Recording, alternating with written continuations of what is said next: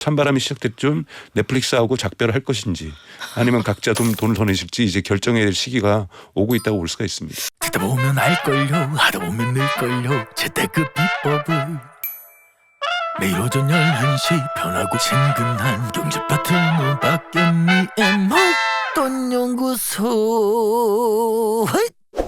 코로나19 기간에 넷플릭스 비밀번호 공유, 이걸 공유하는 전문 카페까지 등장하기도 했죠. MZ세대의 짠테크 중에 하나였습니다. 3,500원씩 나눌 분 찾아요. 이거 익숙하시죠? 그런데 넷플릭스가 이제 비밀번호 공유 못하게 한대요. 이거 왜 그럴까요? 그리고 이렇게 하면 장사하는 데 도움이 좀 많이 될까요? 미디어 스피어 강정수 박사에게 자세히 들어보겠습니다. 안녕하세요. 안녕하세요. 박사님, 오늘 넷플릭스 얘기가 주인공이긴 한데 그 전에 너무 궁금한 게 있어서 요 질문을 하나 드릴게요. 월요일에 미국의 국방부 청사 펜타곤에 큰 폭발이 일어난 것 같은 사진이 막 트위터로 리트윗이 돼서 난리가 났었거든요. 증시에도 영향이 있었죠. 증시에도 한 몇 분 영향이 실제로 미쳤고 네. 금값, 국채값에도 영향을 미치고 심지어 인도의 제일 큰 방송국은 이거 가지고 보도를 하기도 했어요. 네. 정정보도도 냈는데 박사님이 예고하셨던 그 3월에 네. AI가 민주주의를 위협할 수 있다에 네. 현실판이 진짜 벌어지는 것 같죠? 네, 본격적으로 시작됐다고 볼 수가 있고요. 뭐 갑자기 우리가 모스크바에 푸틴이 있는 궁이 불탄다 이런 것들도 그러니까요. 가능하고요. 네.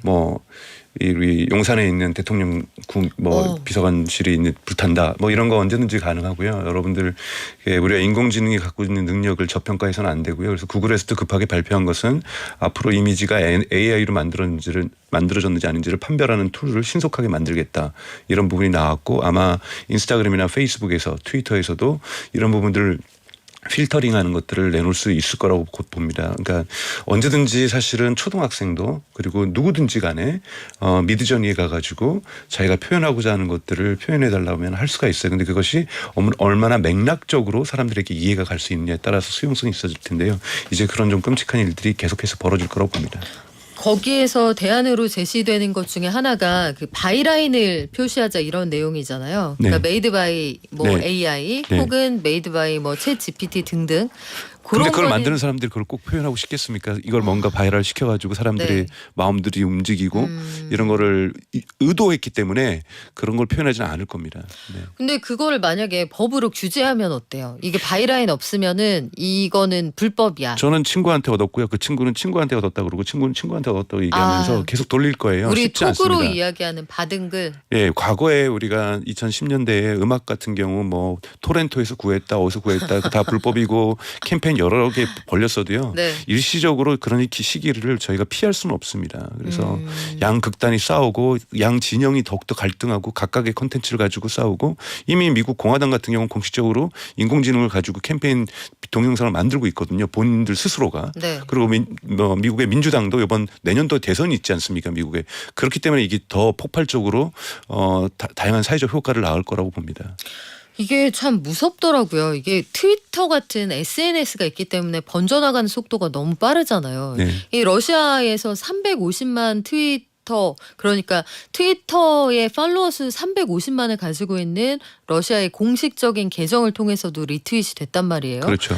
근데 만약에 우리 9.11 때처럼 그런 충격적인 사진이 만약에 이걸 통해서 전 세계로 빠르게 퍼져나간다. 이거 너무너무 무서운 무섭고 근데 이제 이런 것들이 좀 만연해지다 보면 네. 사람들이 둔감해질 가능성이 높습니다. 그리고 이런 부분에 대한 교육들이 좀 많이 필요하고요. 그러니까 즉 앞으로 이러한 사진과 이미지가 자극적이라 할지라도 이것이 공식 방송에서 보도가 되기 전까지는 사실로서 간주하지 않는 문화 이런 것들을 좀 가르칠 필요가 있다고 생각이 들어요. 근데 인도에서는 이거 속아가지고 방송했잖아요. 어쩔 수 없죠. 한두 개의 오류. 네, 상황이 이런데요. 요 관련해서 마지막 질문 하나 드리면 그래서 규제를 강화해야 한다고 이 챗 GPT를 만든 오픈 AI CEO가 주장을 하기도 해요. 네. 근데 저는 이런 주장의 이면에 혹시 이들은 기술을 이미 가지고 있으니까 규제하기 시작하면은 제2, 제3의 오픈 AI 못 나오잖아요. 정확하게 보신 겁니다. 그러니까 사실은 사다리 걷어차기 해달라는 거 아니에요? 맞습니다. 정확하게 보신 거예요. 우리가 만들어 놓으니까 이제는 규제를 좀 해야 되겠으니까 우리는 좀 규제에 맞게끔 잘 정리할 테니까 저기 지금 올라오고 사다리 타고 지금 올라오는 친구들 그쵸. 좀 찬물 좀 끼얹어 뜨거운 물 좀 끼얹어 달라 이런 우리만 뜻이라고 할게요. 이런 얘기죠. 해석할 수가 있습니다. 그래서 정치인들이 사실은 AI에 대한 공부가 많이 필요하고요. 그래서 여기에서 균형 잡힌 규제를 어떻게 할 것인가가 대단히 필요합니다. 그래요. 이게 섣부른 규제 얘기가 그래서 좀 걱정이 되기도 합니다. 이 얘기는 저희가 업데이트 되는 대로 다시 말씀을 드리고요.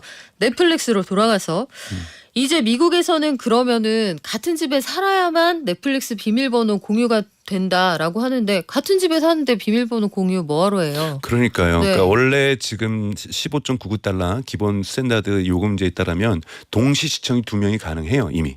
근데 동시 시청이 가능한데 혹시 한 명 더 동시 시청을 하고 싶으면 이거는 집에서 같은 집에 있을 경우는 가능하다라는 거예요. 그런데 같이 거주할 경우에 그것이 뭐 동거인이건 가족이건 뭐 또는 뭐 세를 줬던 뭐 이렇게 해서 한 집에서 가능하지만 이제 가족이라도 떨어져 살거나 부모님하고 뭐 자식들하고 떨어져 산다고 해서 우리는 가족이니까 뭉칠게요.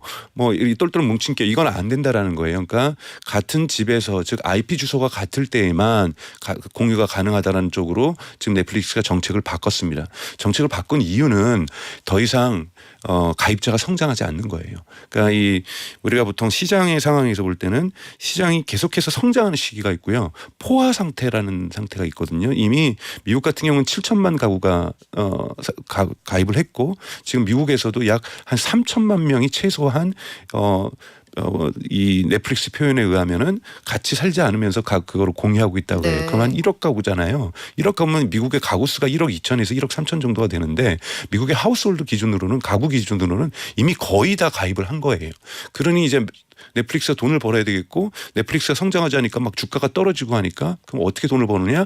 흔히 말해서 객단가 소비자당 계정당 돈을 좀 더 벌고 싶은데 여기 너무 사랑으로 똘똘 뭉쳐 있으니 이제 좀 사랑 좀 끊고 찬물 좀 끼얹고 네. 해서 이제 각자 돈 내면서 보세요라고 정책을 바꿨던 거고 근데 우선은 미국부터 시작을 초반에 하는 이유는 미국이 워낙 거대한 시장이니까 전체 넷플릭스 가입자 수가 약 2억 3,500만 정도가 됩니다. 그중에 지금 미국이 한 7천만 정도니까 4분의 1 정도거든요.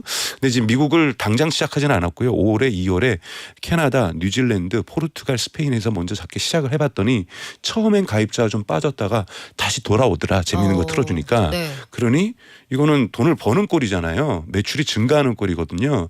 그러다 보니 가입자도 더 늘어나는 거고 그래서 이제 테스트를 4개 국가에서 했으니 미국에도 하겠다. 이런 이제 결정을 내린 거고 미국이 만약에 성공을 한다라면 뭐 한국쯤이야. 한국도 곧 가능하다라고 볼 수가 있고 여러분들도 이제 마음의 준비를 하시면서 공유하고 계셨던 분들에게 우리가 올 가을이 오면 아마 찬바람이 불 때쯤에는 한국도 시작될 가능성이 있다고 보니까요. 찬바람이 시작될 쯤 넷플릭스하고 작별을 할 것인지 아니면 각자 돈을 더 내실지 이제 결정해야 될 시기가 오고 있다고 볼 수가 있습니다. 그래요. 좀 지켜봐야겠네요. 우리나라 유행가 중에는 찬바람이 불면 내가 떠난 줄 아세요.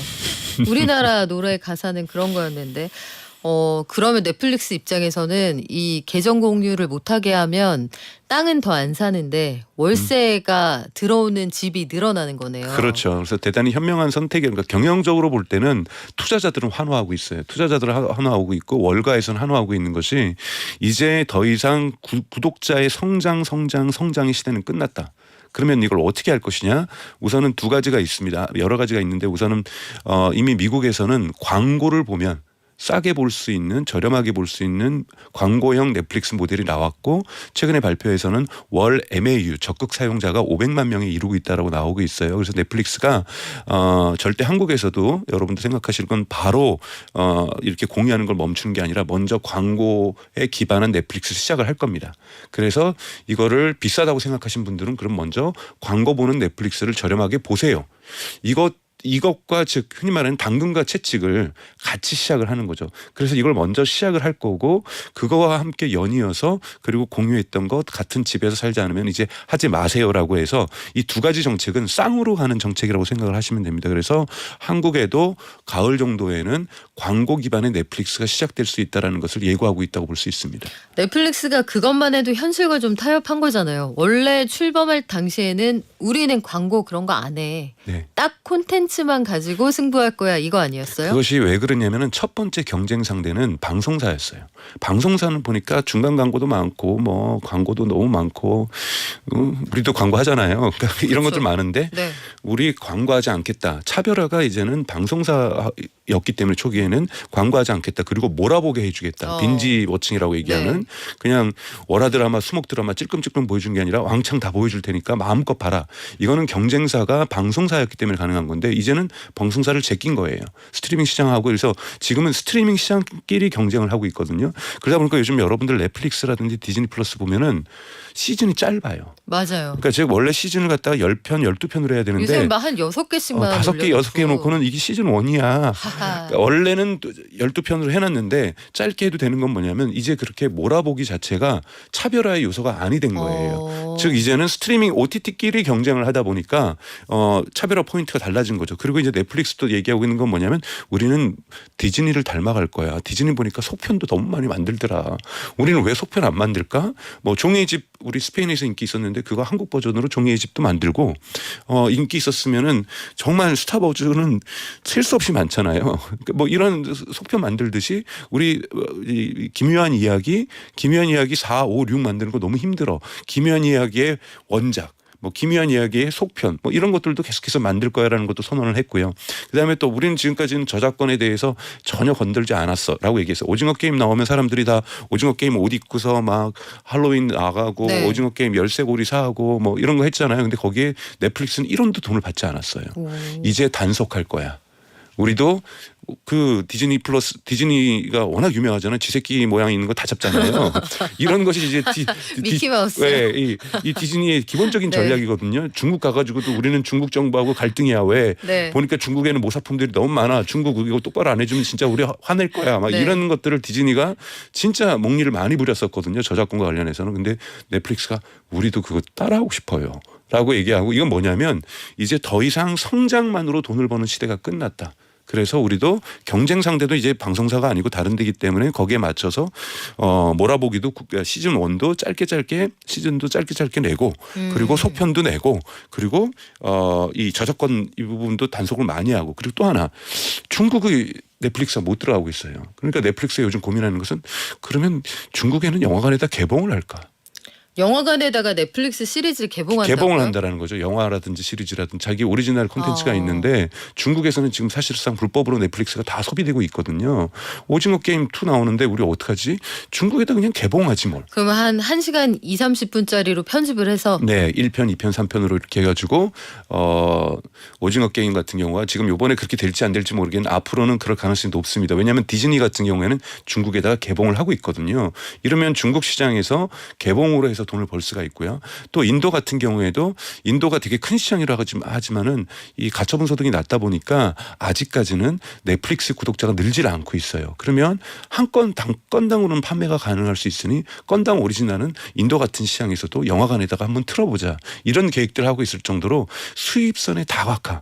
어떻게든지 계속 기업들은 우리가 주식시장에 상장된 이상은 성장이 많더라잖아요. 그러니까 이 크레도죠. 이 신조이기 때문에 네. 어쩔 수 없이 새로운 성장 전략을 도출하고 있는 것이라고 볼 수가 있습니다. 그러면 우리 기존에 어쨌든 계정을 공유하는 방식으로 해서 우리 가두리 양식장이 가뒀잖아요. 네. 그럼 우리도 사용하던 방식이 있는데 신의 성실의 원칙에 따라서 좀 깎아줘야 되는 거 아니에요? 계정 따로 쓰면? 그러니까 깎아주지는 네. 못하니까 많이 깎은 광고가 들어가 있는 넷플릭스를 봐라. 그것도 괜찮을 거다. 그러니까 이러한 그러니까 선택지는 만들어놨어요. 네. 그러니까 광고가 나와 있는 그거는 예를 들면 한 6천 원 정도 할 거라고 보고 있어요. 5, 6천 원 정도 할 거 있으니 친구들하고 공유해서 한 4천 원 정도 주고 공유했으면 3,900원, 3,500원 한 1,000원만 더 내면 광고 보면서 넷플릭스 소비할 수 있는 이런 서비스 존재한다. 이런 식의 최소한의 당근을 마련해 놓고 이러한 이 과거에 사랑하는 사이를 끊어놓으려고 할 것 같습니다. 세상에 참 공짜가 없죠. 여러분 둘 중에 하나예요. 돈으로 시간을 사든지 시간으로 돈을 사든지 선택을 해라. 이렇게 선택지를 제공을 하겠다는 건데 그러면 구체적으로 계정 공유 금지를 하겠다. 네. 이걸 통해서 고객이 얼마나 늘어날 것으로 추정이 돼요?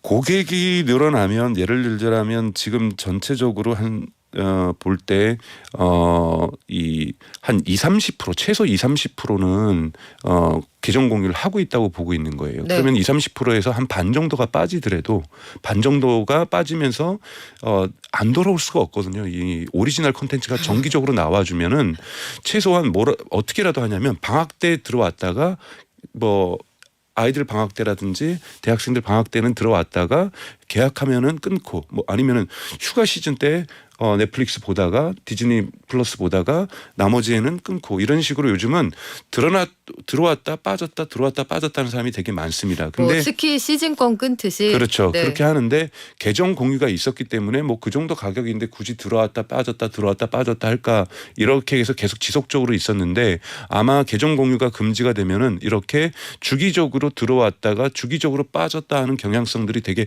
강화될 거라고 예측을 하고 있어요. 그렇기 때문에 영원히 넷플릭스하고 작별하는 사람은 없을 거라는 자신감이 넷플릭스가 가지고 있습니다. 왜냐하면 주기적으로 더 글로리 내보내주고 더 오징어 게임 내보내주고 이러면 그거 보기 위해서라도 잠깐 들어올 수밖에 없거든요. 왜냐하면 넷플릭스를 또 불법 다운해서 다시 끊었던 어둠의 경로를 다시 또 사람들이 가고 이런 귀찮아서 안 하거든요. 너무 스트리밍이 편하다는 것을 네. 알고 있고 또 스마트 TV에 다 연결이 돼 있잖아요.